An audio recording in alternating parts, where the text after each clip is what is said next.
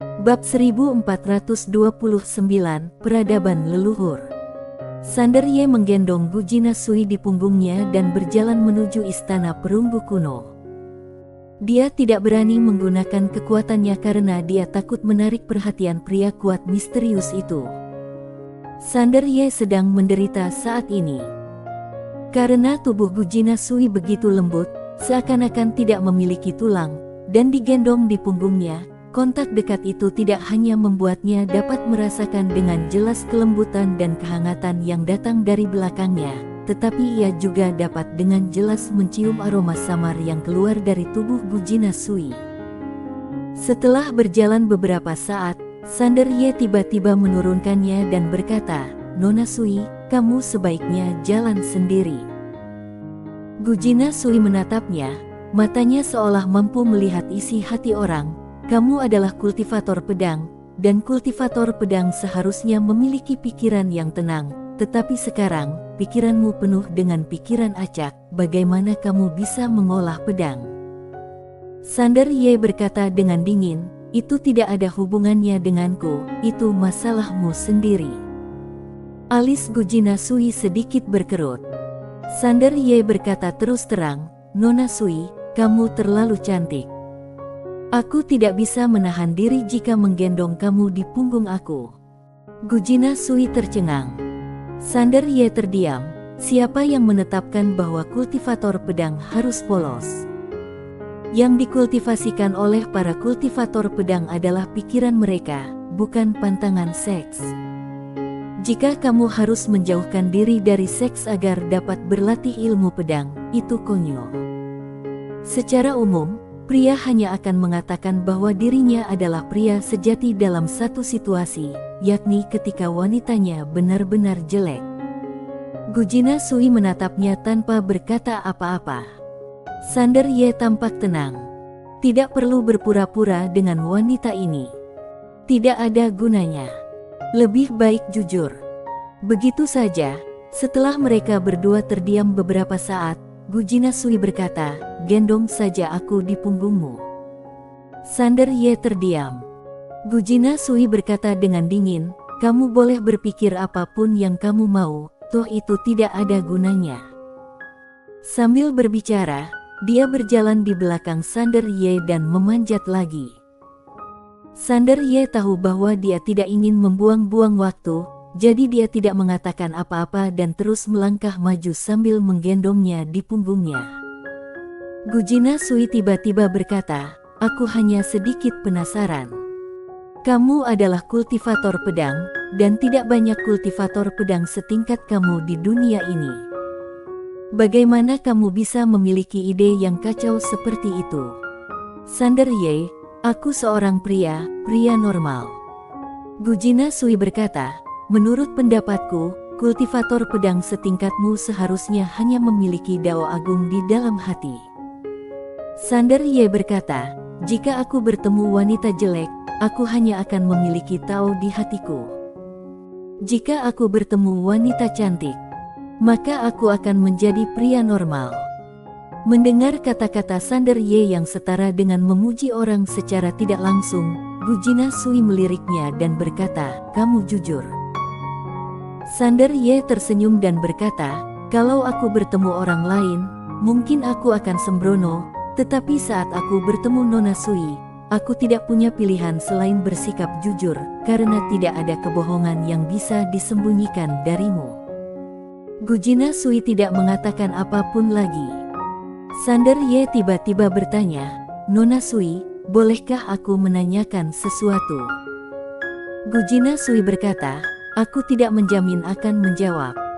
Sander Ye berkata, "Nona Sul, kamu terlalu pintar, bukankah itu terlalu melelahkan?" Gujina Sui berkata, "Kamu juga sangat pintar, apakah kamu lelah?" Sander Ye menggelengkan kepalanya, "Aku sebenarnya hanya sedikit pintar, tidak sepintar kamu dan pemilik pena Tao." Gujina Sui meliriknya dan tidak berkata apa-apa. Sander Ye sadar diri. Otaknya hanya bisa menghadapi Tuan Pagoda. Ketika dia bertemu tokoh besar yang pandai merencanakan, dia masih jauh tertinggal. Sander Ye melanjutkan, Sinamu memberitahuku tentang gulungan yang kamu berikan padanya. Nona Sui, kamu sungguh menakjubkan, terutama kalimatnya, tatanan yang ingin dibangun oleh semua makhluk hidup. Itu benar-benar membuatku tiba-tiba sadar. Dia belum pernah berpikir ke arah ini sebelumnya. Dia hanya memikirkan tentang membangun tatanan untuk dirinya sendiri, tetapi tidak berpikir untuk memobilisasi semua makhluk hidup untuk membangun tatanan ini bersama-sama. Coba pikirkan, tatanan ini bukan hanya tujuannya, Sander Ye, tetapi juga tujuan semua makhluk hidup. Betapa mengerikannya itu. Dia sungguh menantikan hari itu. Gujina Sui berkata dengan tenang, bukan apa-apa. Sander Ye menggelengkan kepalanya, tidak, menurutku kamu hebat. Dulu aku bertarung sendirian dan tidak benar-benar mengerahkan semua makhluk hidup di alam semesta Guanxuan. Tapi sekarang berbeda. Aku ingin mengerahkan semuanya.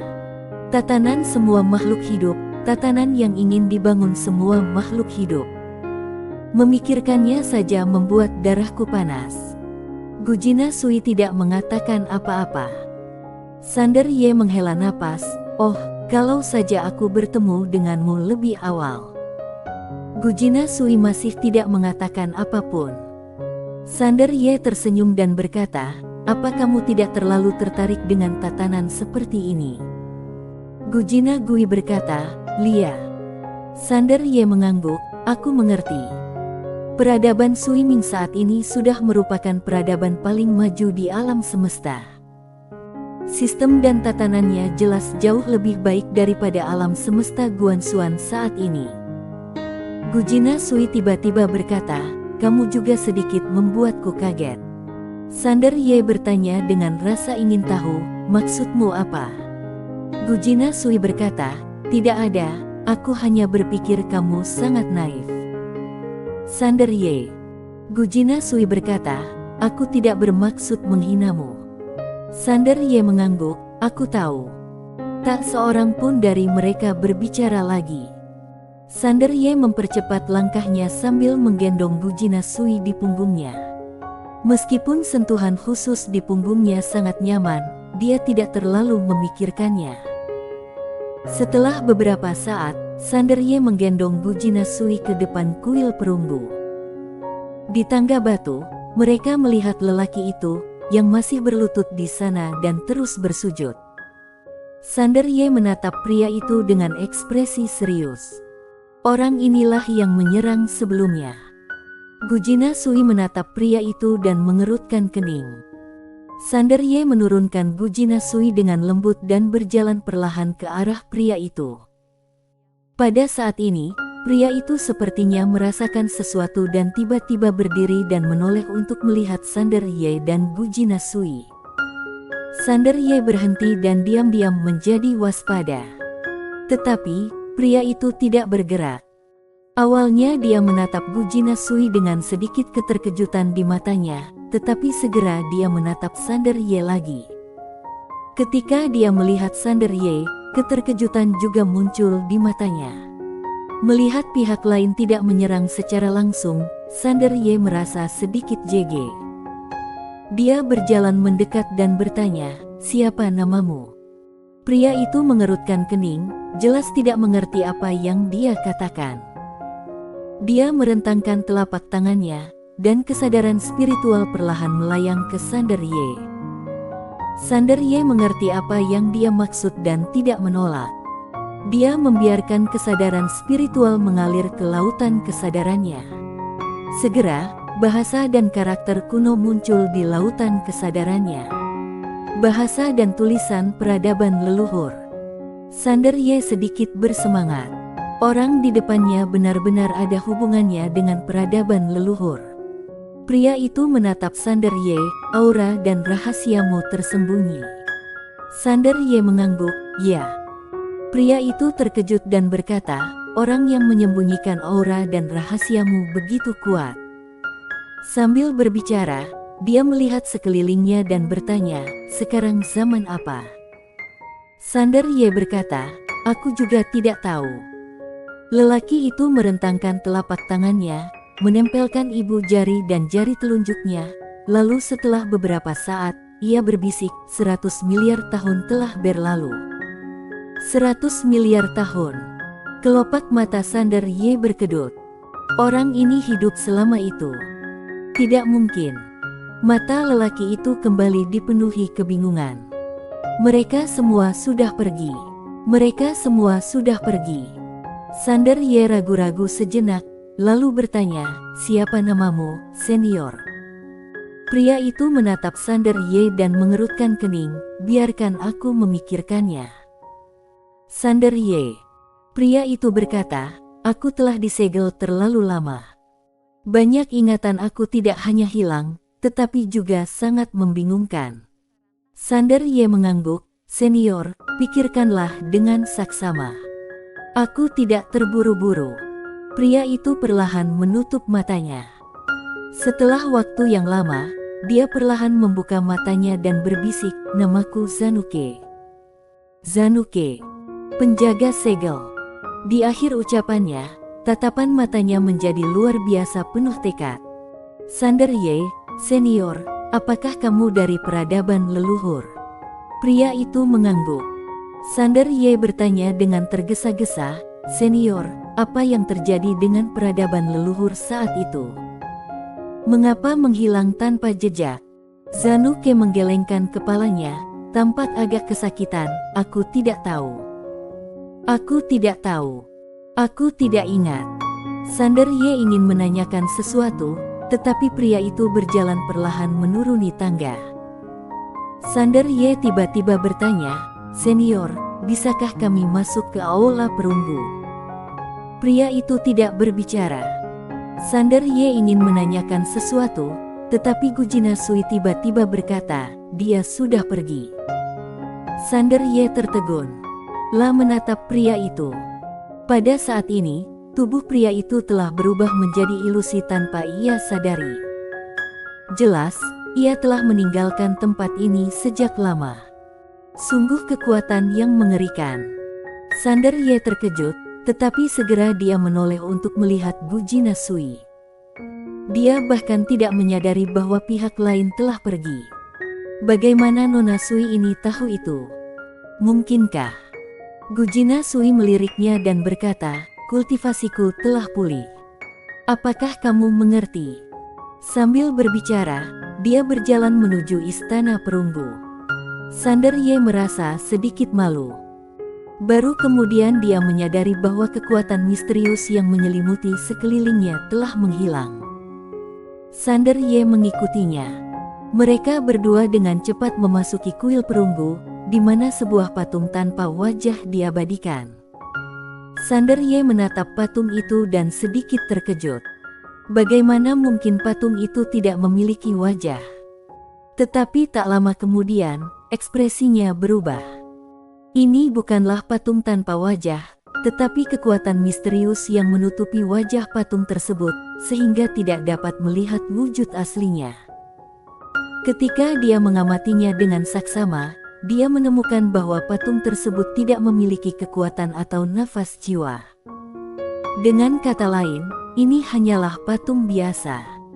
Alasan mengapa wajahnya tidak terlihat mungkin karena patung itu sendiri memiliki kekuatan yang sangat mengerikan. Gujina Sui menatap patung itu dalam diam. Sander Ye berkata, "Nona Sui, mungkinkah ini mantan penguasa bersama alam semesta?" Gujina Sui menoleh ke arah Sander Ye, "Tuan Ye, aku tidak tahu segalanya." Sander Ye. Gujina Sui memandang ke panggung di bawah patung, di mana terdapat sebuah cincin penyimpanan perunggu antik dan botol giok putih perunggu antik. Dia merentangkan kedua telapak tangannya, lalu cincin penyimpanan dan botol giok putih muncul di tangannya. Cincin penyimpanan itu disegel dengan kekuatan misterius, dan kesadaran spiritual sama sekali tidak dapat menembusnya. Botol giok putih itu tidak tertutup rapat. Dia membuka tutup botol dengan hati-hati dan di dalam botol itu ada setetes darah berwarna kuning. Darah. Sander Ye dan Gujina Sui keduanya sedikit terkejut. Gujinasul dengan penasaran menuangkan setetes darah itu ke telapak tangannya. Tetapi, begitu setetes darah itu jatuh ke telapak tangannya, darah itu langsung meresap ke telapak tangannya. Dalam sekejap, mata Gujinasui membelalak, dan darah di tubuhnya langsung mendidih. Pada saat ini, pakaiannya berubah menjadi abu sedikit demi sedikit. Bersambung.